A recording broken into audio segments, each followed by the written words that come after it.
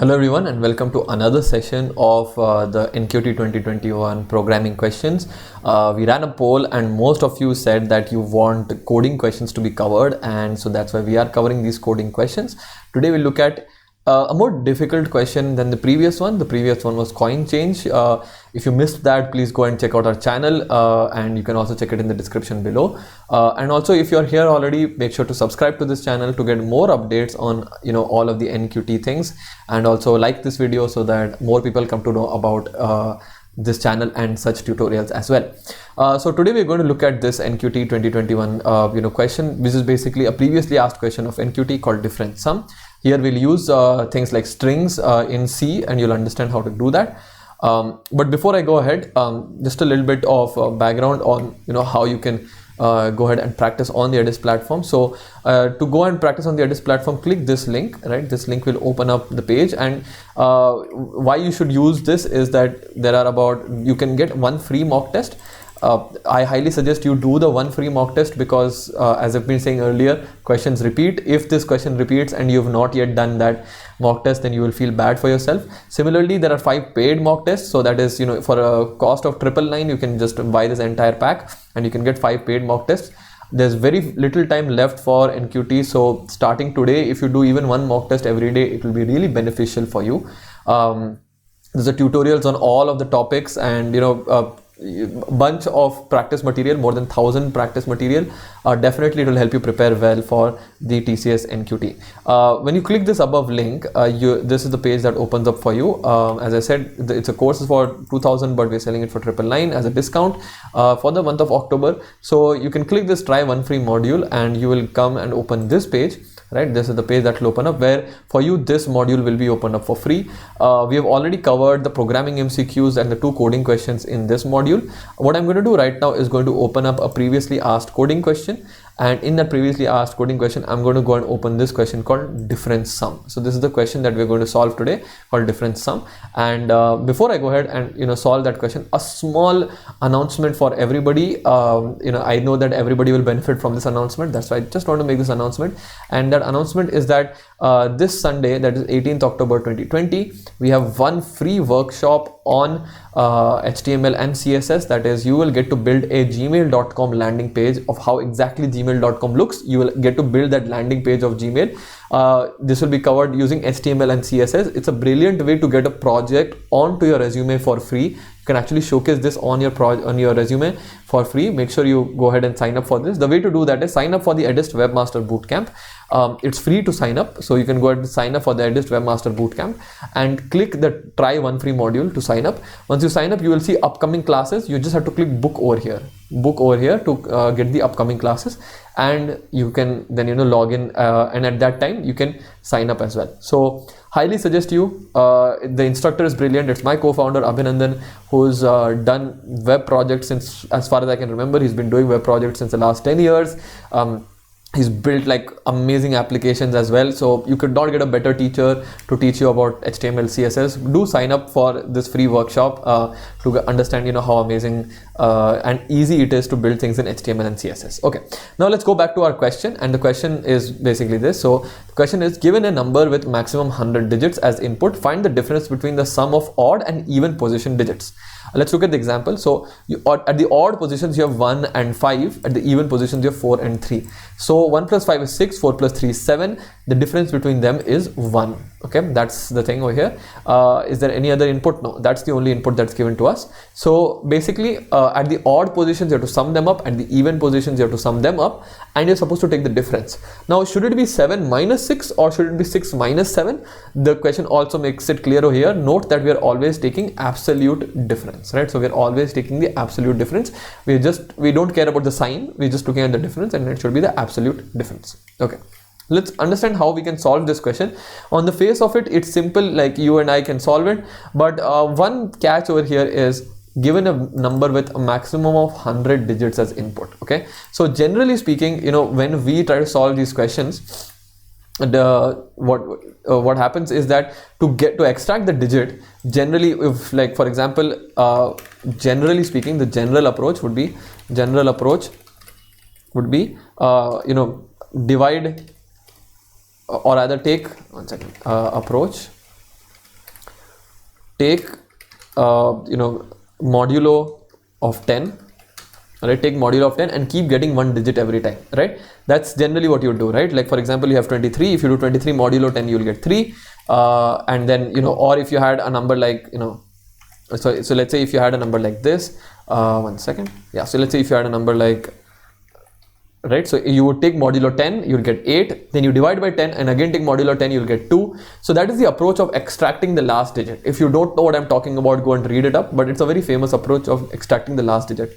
The problem in our case is the number itself is going to be so big, it's going to be 100 digits, and 100 digits will not fit into your integer. And I highly advise don't even go for any library functions like big integer in Java and all of that. It's not that complicated a question.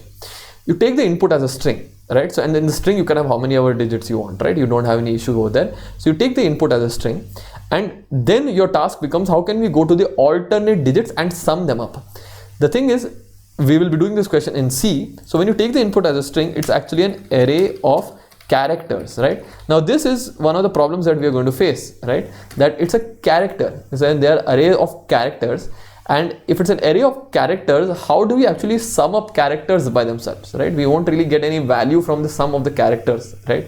So that's what we need to do. We need to figure out a way of summing up the characters but taking their integer values, right? So that is where we use something called ASCII values, right? So every character has an ASCII value. So if you take A for example, right? So as far as I remember, A itself is 97, right? This is the ASCII version of it. So every character has an ASCII as an integer corresponding value, and that is the ASCII or ASCII value, which is this A. For small a it's going to be 97.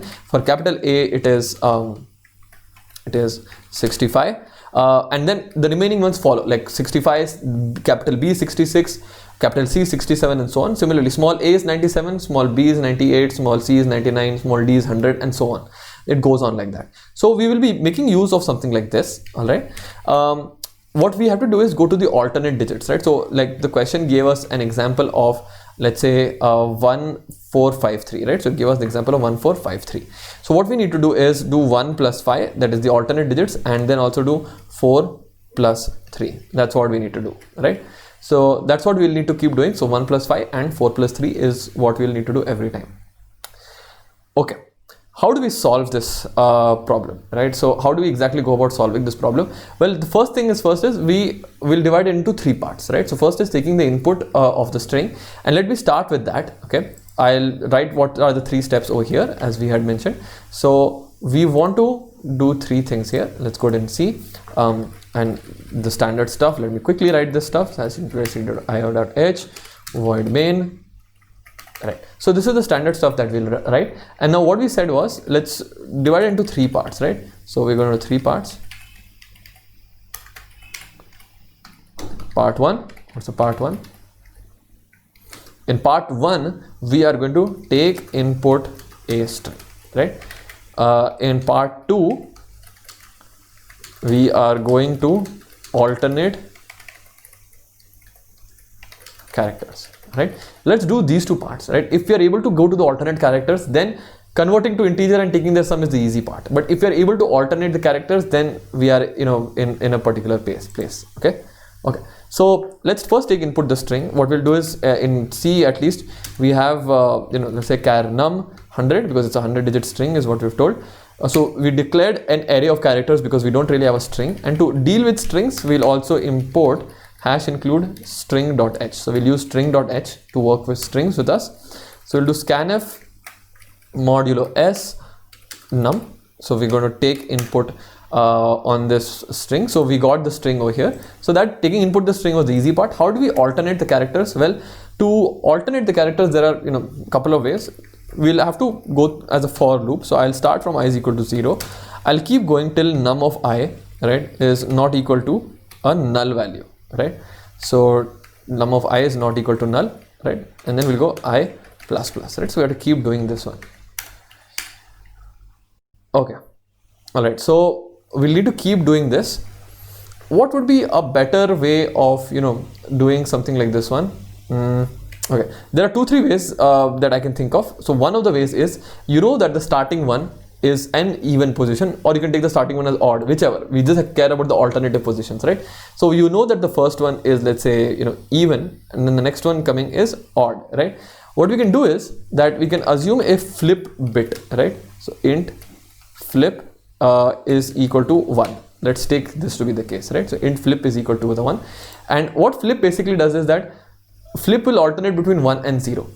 The moment we access one character, we'll make it to 0 and access the other character, and then we'll make it 1 and we'll access the other character. Okay. What do I mean by this? Let's say if flip, so if flip is equal to 1, right? Equal to 1, right? What we're going to do is we'll say printf, okay, group 1 modulo d, right? And let's print num of I, right?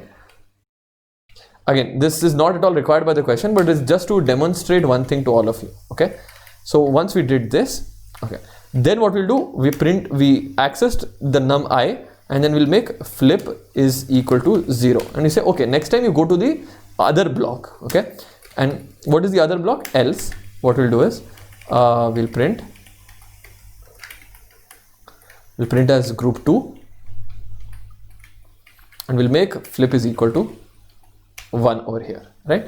And what will happen by the end of it is you will have alternatively printed group 1, group 2, group 1, group 2, like that, right? That's what is going to be printed, and the value will be printed at that point, right? Let's see whether this actually works or not, right? So obviously the answer is wrong. We were not expecting the right answer, but what we see over here is very nice. So we should have printed, it's a character, right? Not mod D, we should do mod C, right? Okay. So now what we'll get is, as you can see, 1 is in group 1, 5 is in group 1, 4 is in group 2, and 3 is in group 2, right? So we got them to be in separate groups, right? So that's a good thing that we got. How did we get it? Well, we initially assumed that, you start for the first one. The moment you access one of the elements, flip it to 0. So the next time it will go and access in the second group, then flip it to 1, and then again it is going to access in the first group. So this is one way of doing it. There are other ways of doing it. By the index value itself, you can figure out whether it is an even or an odd digit. So I mean, you could do that also. We don't even need to do all of this over here. Simply put, you could have also done if I modulo 2 is equal to 0, let it be in group 1. So instead of flip, right, we can do something like this. If I modulo 2 is equal to 0, you do this, else you do this. You don't even need a flip digit as such, right? But I was just showing you the flip just as an idea, but you don't even need this. I can simply do this one, right? And run it. Yep. And we still got group 1 1, group 2 4, group 1 5, and group 0. Okay. Sorry for this one. I don't think I should be online right now, but anyways, so yeah. So we got group 1 1, group 2 4, group 1 5, and group 2 3, right? So we got this one over here. Okay. All right. So we got these values. So now that we've got this, all we need to do is sum them up, right? We need to sum the values up. How do you sum up values over here? The way you sum up values is this. We go to int, let's say even underscore sum is equal to 0, and int odd underscore sum is equal to 0. So you could use the flip way, you could use the index way. I leave it up to you. Both of them are fine. I'll just use the index way right now so that it's easier. So even sum is equal to even underscore sum plus, if I just do plus num of I, it won't really work. I need to convert it to an integer.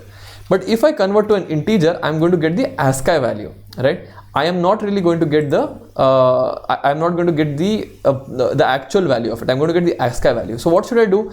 I should probably subtract the ASCII value of 0 from it, right? So for example, let's say 0 starts at some number. I don't know which number it is, but it starts at some number. In fact, we'll come to know here. Okay, yes. But yeah, it starts at some number. What I'll instead do is, I'll say, you know what? 0 is at some number. You take this number, whatever the integer value of it is, and subtract it from the value of int of 0, right? So whatever is the value of 0, you subtract it from that.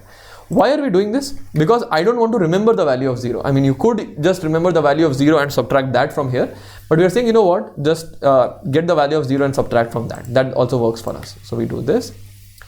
Similarly, we should just go for odd underscore sum is equal to odd underscore sum, plus whatever the number is minus whatever the zero value is. So finally, with the int difference is equal to even underscore sum minus odd underscore sum, right? That's what we need to do. Int sum, even sum minus odd sum. And remember, what did the question say? It has to be an absolute difference, right? So if the difference is less than 0, what we should do is difference is equal to, just bring this down, yeah, difference is equal to minus 1 into difference, right? And then what we do? We printf mod d. Yeah, so we'll printf mod d diff. So we're going to just print the difference value. So let's see whether it works out. Yep, it worked out here. So what did we do here? As you tell, we're going to go into the alternate characters. This is how we got into the alternate characters. The third part was to sum them up and take the difference, and that is what we have done. We have summed them up and we are now taking the difference of them over here, and this is the absolute value. So when we took the difference of both of them, we might have got a negative value. That's why we multiplied it by a negative value to always make sure that it's a positive value, right? Let me just submit it and see. And yeah, it does pass all the test cases. Again, I'll just repeat in the last time. I think till here everybody would have got. We just took input a string, then we went through the alternate characters. And now how do you take sum? Well, you take the initial value to be 0 and you keep adding whatever sum you want to add into that. So that means the sum gets updated. If you wanted to update the product, then you multiply with 1, not with 0. Because if you multiply with 0, everything becomes 0. So this is again two things. I covered this in detail in the factorial tutorial if you didn't understand this part yet. So make sure you go and check the factorial tutorial, which is again in the free module itself. Yeah, so we alternated between them. We added to the even sum and the odd sum, and finally we took the difference of the even sum and the odd sum, right? And then we got this, that the difference could have been negative. If it is negative, then multiply by -1. Otherwise, keep it as it is. Okay. So yeah, this is another coding question that we have done, a slightly longer than the previous one. But again, as you can see, as I was telling earlier, for those of you who've done programming before, none of these questions are super difficult. They are, they require, I mean, they're not your textbook questions. You won't get these questions exactly in your university exams, but they're not super difficult, right? If you practice your concepts of loops, arrays, strings, right, you know, these kind of concepts, if you practice, then you're in good position to actually crack these questions. So you know, go ahead and practice these questions, especially the previous year's questions which we have on our platform. Make sure you sign up for that and practice. As I've said earlier also, programming is one of those things where you can really score. If you know well, a lot of students may not know as much as you, so you can really score. Programming and verbal are two sections where most of the times engineers are weak, and you know, here you can actually start you know, working better and scoring better on your own, scoring better than your peers basically, and you know, hopefully clear the cutoff. So right, this was another coding question. We covered one earlier about coin change. This is another one called difference sum. Just one final reminder, on Sunday 18th October we have an amazing free workshop coming up which allows you to add projects to your resume. Make sure you sign up on this link, and once you do that, you click the book option on the class. Just because you sign up, it won't work. You have to go and click the book option as well. So go ahead and do that.